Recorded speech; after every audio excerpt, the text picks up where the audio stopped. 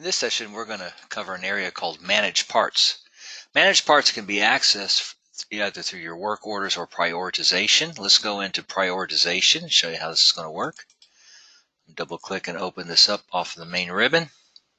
Oops, went a little bit too much there.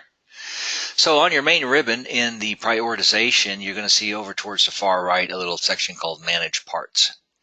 Manage Parts is designed to let you know the status of the material lines on your work orders.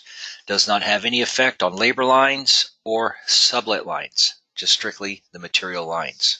Okay. You'll notice in my system here, in my prioritization screen, I have 5 different work orders going. One of them is actually completed, one's on hold. Okay.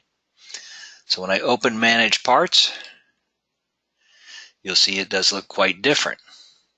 Right now I only have 2 work orders in progress. So if you're wondering why that is, let's take a look. You'll notice when I look over here on the right, it says Show Ready and On Hold. If I click the On Hold, you'll see another one appear. It has a gray background. That's letting me know it's on hold. That's going to be Mr. William Smith. And that's this one right here. Anything that has been fulfilled, it will be in the Ready section. What that simply means when I open this up is every material line on this work order has been fulfilled. Let's go into this work order and see how it looks. You'll notice my oil line, my oil filter line has been fulfilled, but I do have an open sublet line. Has not been fulfilled. Again, it's only going to affect the material lines. I'll turn those off. Across the top ribbon here, you're going to have an edit button. That just simply means I can highlight one, edit, that opens the work order. That's a screen refresh. You can categorize using your colors if you wish. You can look at today's work, and you can also look at something that's coming up tomorrow. So if I click on next day, it's added another work order here. So this is tomorrow's work that's scheduled for the 13th.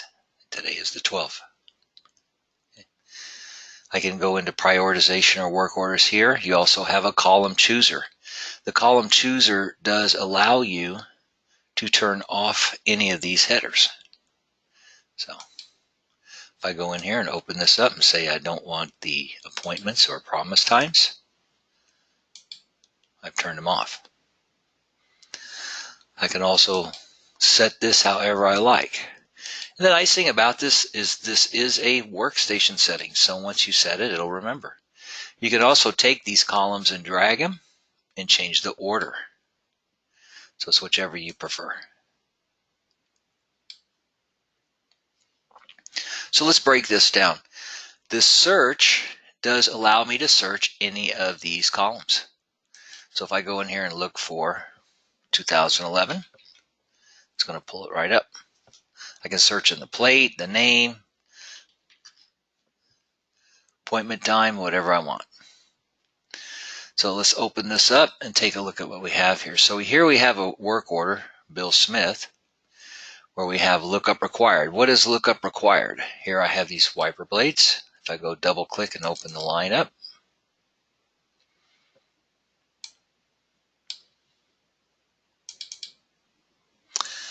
my lookup required box is checked. That's how the system knows, and it's telling you that you still need to go find these parts, whether you're looking online or looking in inventory, or just maybe picking up the phone. Once that box is unchecked, then that lookup required will go away in the Manage Parts.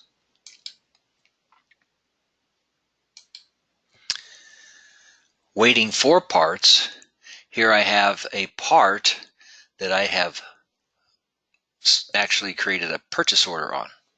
Okay, I'm going to get into more detail on this in a little bit. Here I have ready to go. Ready to go just simply means that I have pulled the part from stock. It came from inventory. It's ready to go. It's been received in.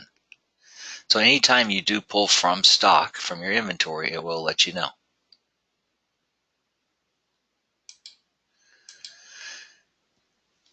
Here I have a work order where I need to go look up 4 different parts, and one of the parts have already been fulfilled, the fifth part.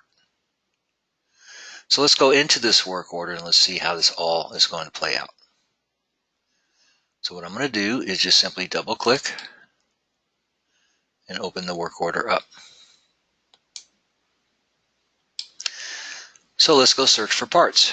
I'm going to highlight my first service, go up to my catalog, start looking for parts. Let's say I'm looking for an outer tie rod. Open that up, see what's available, and we'll get one of these.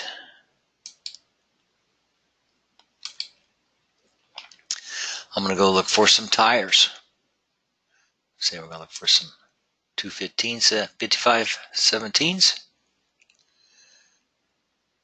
See what's available. Here we have some Continentals. Maybe we'll price out some Continentals and apply.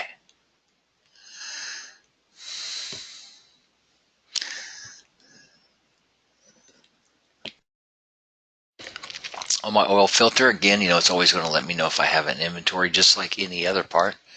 But let's say, for example, I do know the filter number I want, and I do want to go to inventory and just go pull it. Click on inventory, pick what number I want. So let's say that is the filter. Hit apply. Windshield wiper blades. Now, in a situation where I need to go search for a part, and maybe I don't have it online, don't have it in stock, I may need to pick up the phone and call a vendor. I can use the purchase order. I can create a purchase order for that part or parts, and then place the order and receive it in through the purchase order. Some people like to use purchase orders on all items. So I'm going to show you how to do that with these wiper blades. So at this point here, I'm going to hit cancel. Okay.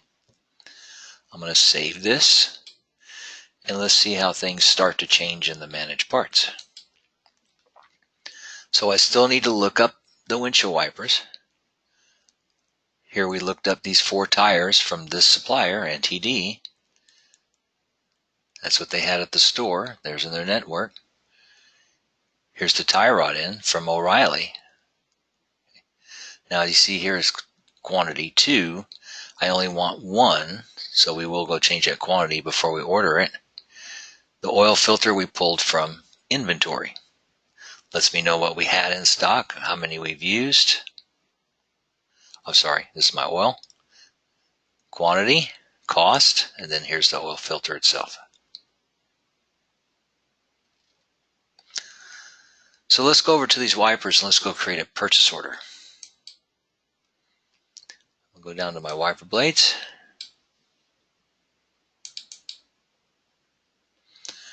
I'm going to go to source, purchase, and add to purchase order. So when I create a purchase order, basically I'm going to put in my part number. So let's just say whatever my part number is. Who is going to be the supplier? We'll say it's the Chevy dealer. It'll create a PO for me. How many do I want to get? What is my cost? So let's say they're $12 a piece. Hit OK. Now I've created a purchase order. So let's see what happens now. So I have not placed the order. I've just created the PO at this point.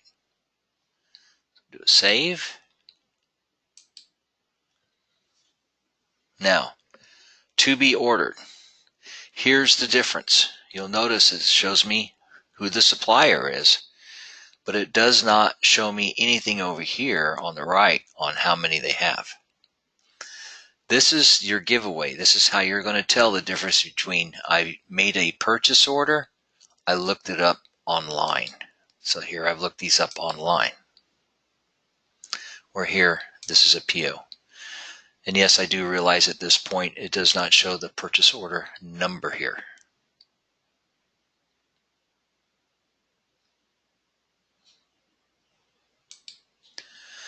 Now if I'm ready to order this, I can go to here, open the PO, and then mark it as placed.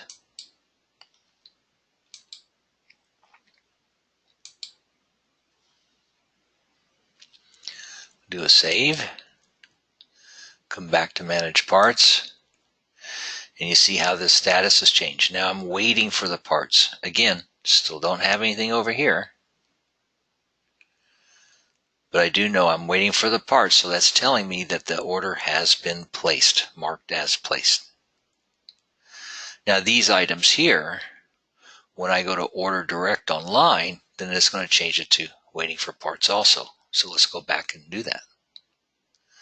Now if I don't have the work order open, let's go close this, I can just simply double click and it's going to take me straight to the purchases tab. Okay. So if I'm ready to order, place order. Now can I change that to 2? No. But I could go change it before I order it, so I need to go change that to 1. So let's cancel. Go back to my work order. I'm going to just order 1 outer tie rod.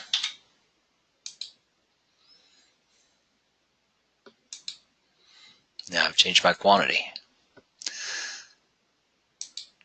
Highlight the vendor, place the order.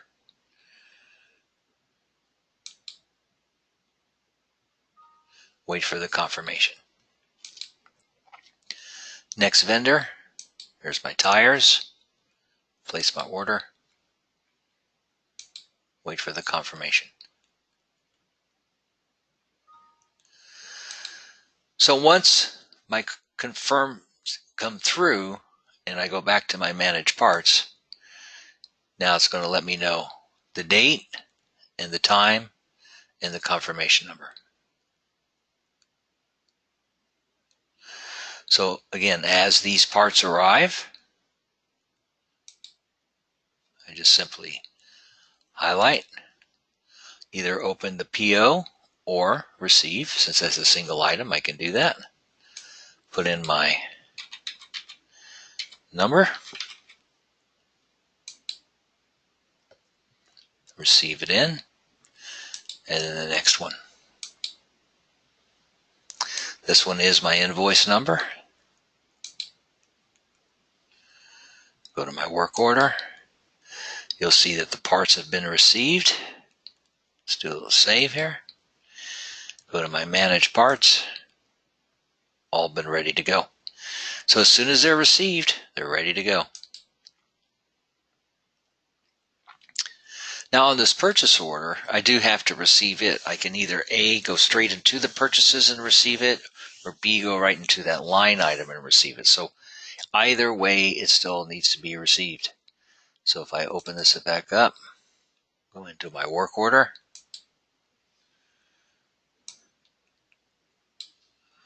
open the line, source, I can receive here or open the PO and do it. Again, all I need is my invoice number. Receive.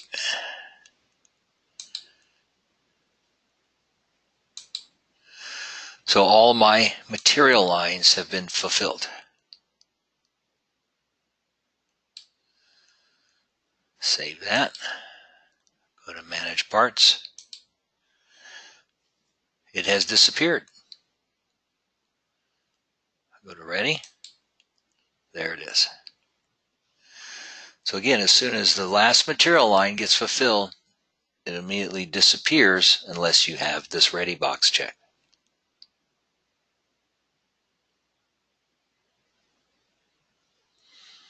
So as a quick review here, remember, anytime a lookup required box is checked in a work order, let's go look at this, you will always see that pink header there. That's this box right here.